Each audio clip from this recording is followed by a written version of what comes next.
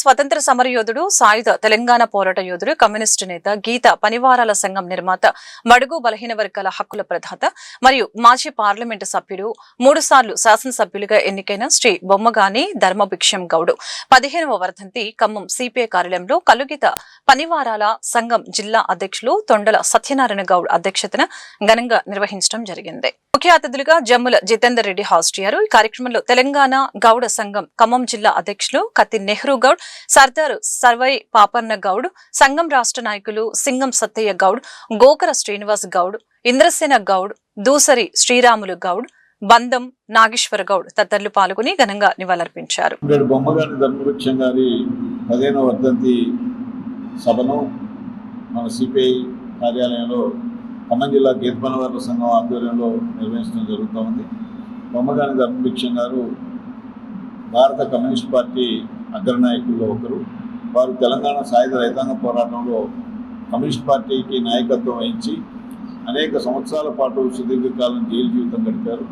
వారు 1952, 57, 62 ఎన్నికల్లో అత్యధిక మెజార్టీతో 3 వేర్వేరు నియోజకవర్గాల నుంచి ఎన్నికైనటువంటి గొప్ప నాయకుడు. అట్లాగనే వారు 91, 96లో 10, 11వ పార్లమెంటులో వారు సభ్యులుగా కొనసాగారు. వారి జీవితం అంతా భారత కమ్యూనిస్ట్ పార్టీ కోసం, అలాగనే అణగారిన వర్గాల సంక్షేమం కోసం వారి జీవితాన్ని త్యాగం చేశారు. అలాగనే వారు గీత పనివారుల ఆనాడు ఏదైతే ధరలు దాష్టికాలు నిర్వహించేవారో వాళ్ళు హరాజు పద్ధతి ద్వారా తమ యొక్క దుకాణాలని, ఈ కళ్ళు దుకాణాలను తెచ్చుకొని గీత పనివారులని చాలా ఇబ్బందికరమైన పరిస్థితుల్లోకి నెట్టివేసేవారు. దానికి వ్యతిరేకంగా ఆయన సొసైటీలను స్థాపించడం కోసం పెద్ద ఎత్తున గీత పనివారులను సమీకరించి ఆందోళన చేశారు. వారి జీవితకాలం అంతా కూడా పేద బడుగు బలహీన వర్గాల అభివృద్ధి కోసం పనిచేసినటువంటి గొప్ప త్యాగశీలి. తెలంగాణ రాష్ట్రంలో అత్యధిక మెజార్టీతో గెలిచినటువంటి గొప్ప నాయకుడు. అటువంటి నాయకుడిని స్మరించుకోవడం అనేది చాలా ముదాహం. అటువంటి వారి యొక్క వర్ధంతుల్ని గ్రామ గ్రామాన నిర్వహించాల్సినటువంటి అవసరం ఉన్నది. త్యాగశీలని గుర్తించుకోవాల్సినటువంటి అవసరం ఉన్నదని వారి వర్ధంతి సందర్భంగా నివాళులు అర్పిస్తూ సెలవు. నేడు స్వర్గీయ ధర్మభిక్షం గారి 15వ వర్ధంతి సందర్భంగా కలుగీత పనివారాల సంఘం జిల్లా కమిటీ ఆధ్వర్యంలో జరుగుతున్న ఈ కార్యక్రమానికి తెలంగాణ గౌడ సంఘం జిల్లా అధ్యక్షుడిగా ఆహ్వానం మేరకు రావడం జరిగింది.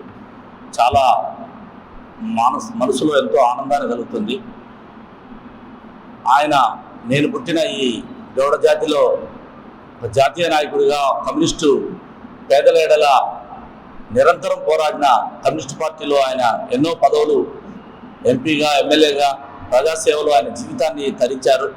వారు నిజంగా మాకు ధన్యజీవి. అలాంటి వ్యక్తి నేను పుట్టిన గార్ల గ్రామంలో 60 ఏళ్ల క్రితమే కలుగీత పనివారాల సంఘాన్ని స్థాపించి అక్కడ గొప్ప బహిరంగ సభ పెట్టడం నిజంగా ఆయన ముందు చూపుకి నిదర్శనం. అలాంటి నాయకుడికి ఇప్పుడే రెడ్డి గారు చెప్పినట్టుగా గ్రామ గ్రామాన ఈ తెలుగు రాష్ట్రాల్లో అంత గొప్ప నాయకుడు నాకు తెలిసి ఈ సామాజిక ఉద్యమాల్లో ఈరోజు ఎంతోమంది నేను నాయకుడు అని యూట్యూబ్ నాయకులు పుట్టారు. కానీ నిజంగా గ్రామాలలో తిరిగి ఎవరైతే శ్రామికులో, శ్రమజీవులో, ఆ శ్రమజీవుల కోసం పోరాడిన నిజమైన స్వచ్ఛమైన కమ్యూనిస్టు నాయకుడు ధర్మభిక్షం గారు. వారి ఆశయాల్ని రాబో తరాలు ఆదర్శంగా తీసుకోవాలని నేను మనసారా కోరుకుంటున్నాను. ఆయన చేసిన త్యాగాలు, ఆయన చేసిన చట్టసభల్లో గీత పనివారాల సంఘానికి చట్టసభల్లో హరాజు విధానాన్ని రద్దు చేసి సొసైటీల ద్వారా గీత పనివాళ్ళకి సంఘాలకు అప్పచెప్పడం జరిగింది. అట్లాగే ఉద్యోగ పిచ్చం గురించి కూడా ఆయనే పోరాడి పెట్టడం జరిగింది. ఎస్కేసీగా అప్పుడు మనకి చెట్టు మీద పడిపోతే ఎస్కేసీ కూడా లేదు, దాన్ని కూడా చట్టసభల్లో పెట్టి ఆయనే మంజూరు చేయించడం జరిగింది. అట్లాగే ఆయన పెట్టిన కాలేజీలు చదువుకున్న వాళ్ళే ఆ రోజు ఆయన ఉన్నప్పుడే మంత్రులుగా కాంగ్రెస్ పార్టీగా చేయటం కూడా జరిగింది.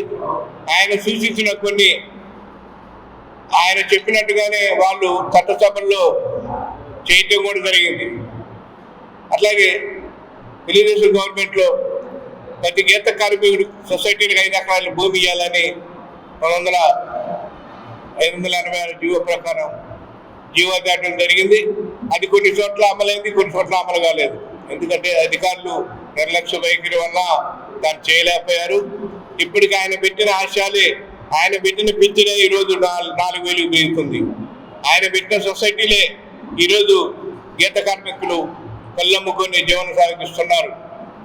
ఆయన పెట్టిన గీత సంఘాలకి చూపించిన దారే ఈరోజు ముందుకు సాగుతుందని మన గీత పనివాళ్ళ సంఘాన్ని ఇదైతే గాలలో స్థాపించి దాన్ని జాతీయ స్థాయిలో తీసుకెళ్లి జిల్లా నుంచి రాష్ట్రానికి, రాష్ట్రం నుంచి జాతీయ స్థాయికి గీత పని వాళ్ళ హక్కుల కోసం, వాళ్ళ సమస్యల మీద పరిష్కారం కోసం ఆయన ఎంతో శ్రమించి వాళ్ళ సమస్యల్ని పరిష్కరించడంలో ఆయన కృతకృత్యుడయ్యాడు.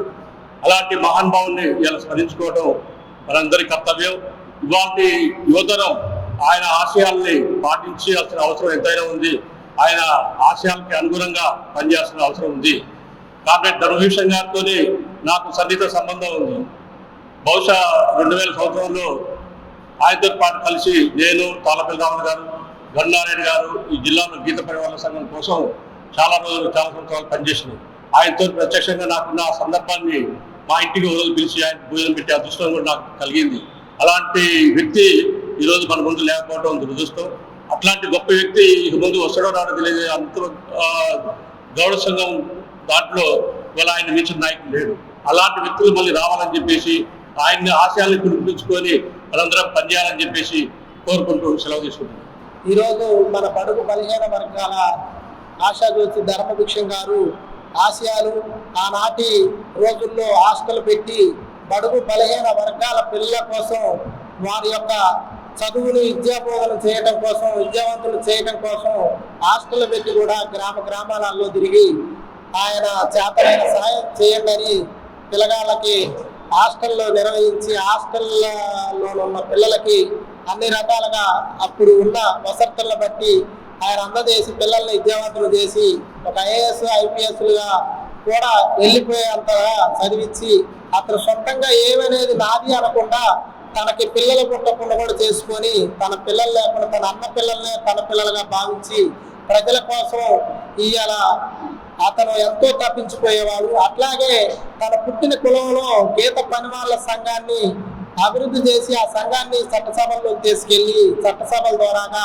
దానికి హక్కులు సాధించి చట్టసభల్లో ప్రతి గీత పనివాళ్ళ సంఘంలో పనిచేసే ప్రతి కార్మికుడికి న్యాయం జరిగే విధంగా ముందుగా బడుగు బలహీన వర్గాల ఆశాజ్యోతిగా అనేక సంక్షేమ కార్యక్రమాలు పేదలకి, బడుగు బలహీన వర్గాలకి అనేక హక్కుల సాధనలో ధర్మభిక్షం గారి పాత్ర ఎంతో ఉంది.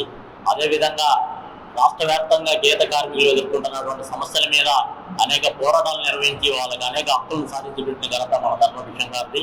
ఈ సందర్భంగా ధర్మభిక్షం గారి చరిత్రను పాఠ్యాంశంగా చేర్చాలని ఈ సందర్భంగా మేము డిమాండ్ చేస్తా ఉన్నాం.